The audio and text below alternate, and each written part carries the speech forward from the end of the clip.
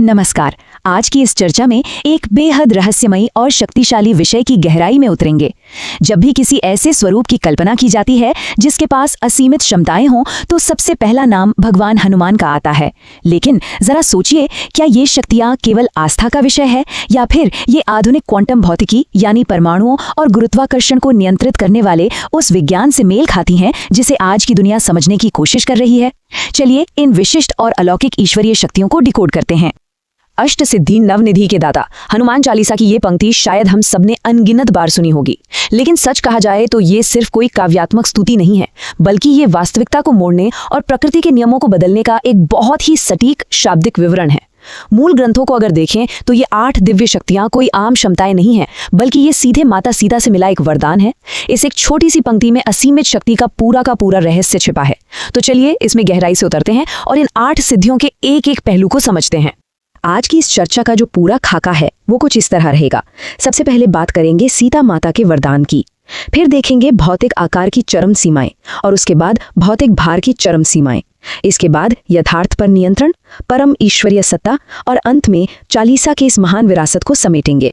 तो शुरुआत करते हैं पहले पड़ाव से, सीता माता का वरदान यानी इन 8 दिव्य शक्तियों का असल उद्गम। हनुमान चालीसा और मार्कंडेय पुराण के अनुसार यह जानना वाकई दिलचस्प है कि ये अलौकिक क्षमताएं स्वयं अर्जित नहीं की गईं, बल्कि देवी सीता के सीधे आशीर्वाद का ही परिणाम है। अब आते हैं दूसरे हिस्से पर, भौतिक आकार की चरम सीमाएं या कह लें आकार में परिवर्तन। यहाँ ये देखना अद्भुत है कि कैसे इन शक्तियों को बिल्कुल विपरीत चरम सीमाओं के माध्यम से स्थापित किया गया है, और ये बहुत ही शानदार तरीके से दर्शाता है कि कैसे ये 2 सिद्धियां एक दूसरे के बिल्कुल विपरीत काम करती हैं। एक तरफ है अणिमा यानी शरीर को एक अणु के बराबर सूक्ष्म बना लेने की क्षमता।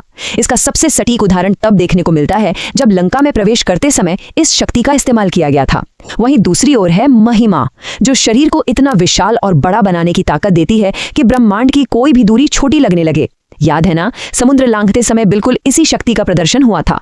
सूक्ष्मता और विशालता दोनों पर पूरी तरह से भौतिक नियंत्रण है ना, कमाल की बात। चलिए अब तीसरे बिंदु की ओर बढ़ते हैं, भौतिक भार की चरम सीमाएं यानी वजन में परिवर्तन। यहाँ ध्यान सिर्फ आकार पर नहीं है, बल्कि घनत्व, द्रव्यमान और गुरुत्वाकर्षण पर टिक जाता है। यहाँ 2 और विपरीत शक्तियों के बीच का जो तनाव है वो बिल्कुल स्पष्ट हो जाता है। एक तरफ है गरिमा, शरीर को एक पहाड़ के समान इतना भारी और अचल बना देने की ताकत कि उसे अपनी जगह से हिलाना लगभग असंभव हो जाए, और इसके ठीक विपरीत काम करती है लघिमा, यानी शरीर को इस हद तक हल्का बना देना कि वो लगभग भारहीन हो जाए। तकनीकी रूप से देखें तो यह सीधे तौर पर गुरुत्वाकर्षण को मात देने का विज्ञान है। जरा सोचिए, एक ही इकाई के पास असीम गुरुत्वाकर्षण पैदा करने और उससे पूरी तरह मुक्त हो जाने की अचूक क्षमता मौजूद है। तो अभी तक शरीर के आकार और उसके वजन को बदलने की शक्तियों को समझा गया, लेकिन सच मानिए ये तो बस शुरुआत है। यहाँ एक बहुत बड़ा सवाल उठता है, जब भौतिक शरीर की इन सीमाओं को पार कर लिया जाता है तो उसके परे कौन सी शक्तियां मौजूद हैं? चलिए अब अपना ध्यान शरीर से हटाकर बाहरी वातावरण और स्वयं वास्तविकता को मोड़ने की क्षमताओं पर केंद्रित करते हैं, और यही हमें हमारे चौथे पड़ाव पर ले आता है, यथार्थ पर नियंत्रण यानी पहुंचना और पूर्ण करना। ये चरण भौतिकता से ऊपर उठकर सीधे इच्छा शक्ति और प्रकृति के नियमों पर विजय प्राप्त करने के बारे में है। अब इस स्लाइड के बारे में जो बात सच में दिलचस्प है वो ये है कि प्राप्ति का मतलब केवल किसी वस्तु को पा लेने या तुरंत किसी जगह पर पहुंच जाने तक ही सीमित नहीं है। इसमें एक बहुत ही गहरा और अनोखा विवरण छिपा हुआ है। पशु पक्षियों की भाषा को समझना, ये प्रकृति की चेतना के साथ एक सीधा और निर्बाध संबंध स्थापित करने की क्षमता को दर्शाता है। मतलब ये शक्ति केवल भौतिक दूरी को ही नहीं मिटाती, बल्कि अलग अलग प्रजातियों के बीच संचार और जीवन के बीच की दूरी को भी पूरी तरह खत्म कर देती है। इसके बाद आती है प्राकाम्य। इसका सीधा सा अर्थ है अपनी इच्छाओं को उसी क्षण वास्तविकता में बदल देना। ये सच में अकल्पनीय है। ये बात केवल चीजों तक पहुंचने की नहीं है, बल्कि मन में उठी किसी भी इच्छा को तुरंत यथार्थ का रूप दे देने की है। इतना ही नहीं, ये जल और वायु जैसे तत्वों के बीच बिना किसी रुकावट के स्वतंत्र रूप से विचरण करने की अभूतपूर्व क्षमता भी देती है। यानी भौतिक तत्व और प्रकृति की सीमाएं अब कोई रुकावट नहीं रह जाती।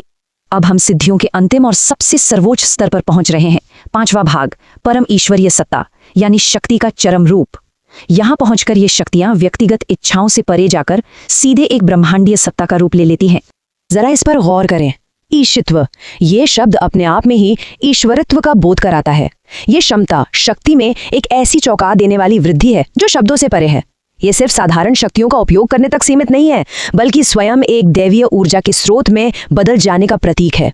इसमें दूसरों पर संपूर्ण प्रभुत्व स्थापित करने और देवी देवताओं जैसी परम ऊर्जा को धारण करने की क्षमता शामिल है। ये निर्माण और नियंत्रण का वो स्तर है जो केवल और केवल सर्वशक्तिमान में ही पाया जाता है। तो सबसे महत्वपूर्ण बात यह है कि वशित्व इन 8 सिद्धियों का एकदम पूर्ण शिखर है। ये शक्ति केवल बाहरी दुनिया पर पूर्ण नियंत्रण या दूसरों को वश में करने के बारे में नहीं है। इसका जो सबसे गहरा अर्थ है वो है अपनी स्वयं की इंद्रियों और अपने मन पर पूर्ण निरपेक्ष नियंत्रण।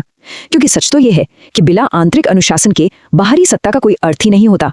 सच्ची और अंतिम शक्ति स्वयं को जीत लेने में है। वशित्व इसी परम आंतरिक अनुशासन और बाहरी आदेश दोनों पर संपूर्ण अधिकार सुनिश्चित करता है। और अब हम अपने आखिरी पड़ाव पर आ गए हैं, छठा भाग, चालीसा की विरासत या अष्ट सिद्धियों का सारांश। अब समय आ गया है कि इस पूरी चर्चा को समेटा जाए और इन सभी अलग अलग शक्तियों को एक ही एकीकृत अवधारणा के तहत देखा जाए। चलिए आगे बढ़ते हैं और देखते हैं कि ये पूरा सफर कैसे विकसित होता है। संपूर्ण अष्ट सिद्धि की ये पूरी सूची अपने आप में अद्भुत है। ध्यान दें, अणिमा की उस सूक्ष्मता से लेकर महिमा की विशालता तक, गरिमा के पहाड़ जैसे भारीपन से लेकर लघिमा की उस भारहीनता तक, प्राप्ति से सब कुछ तुरंत पा लेना, प्राकाम्य से हर इच्छा की पूर्ति और अंत में ईशित्व के उस ईश्वरीय प्रभुत्व से लेकर वशित्व के पूर्ण नियंत्रण तक। ये साफ तौर पे प्रमाणित करता है कि माता सीता का दिया हुआ वो वरदान क्षमताओं के किस अकल्पनीय और दोष रहित दायरे को कवर करता है। इन 8 विशिष्ट शक्तियों के इतने विशाल और गहरे दायरे को समझने के बाद क्या आज इस प्राचीन ग्रंथ को देखने और पढ़ने का नजरिया पूरी तरह से नहीं बदल जाता? यकीन मानिए, जब अगली बार अष्ट सिद्धि नवनिधि के दाता पंक्ति पढ़ी या सुनी जाएगी तो इसका अर्थ अब पहले जैसा बिल्कुल नहीं रहेगा। शारीरिक सीमाओं को तोड़ने से लेकर प्रकृति के नियमों को बदलने और अंततः ईश्वरीय सत्ता प्राप्त करने तक के इस सफर को समझने के बाद एक बहुत ही गहरा सवाल मन में रह जाता है। और जाते जाते विचार करने वाली बात यही है, क्या यह संभव है कि प्राचीन श्लोकों में छिपा ये विज्ञान आज के हमारे आधुनिक विज्ञान से कहीं आगे का रास्ता दिखा रहा हो? इस विश्लेषण से जुड़ने के लिए बहुत बहुत धन्यवाद।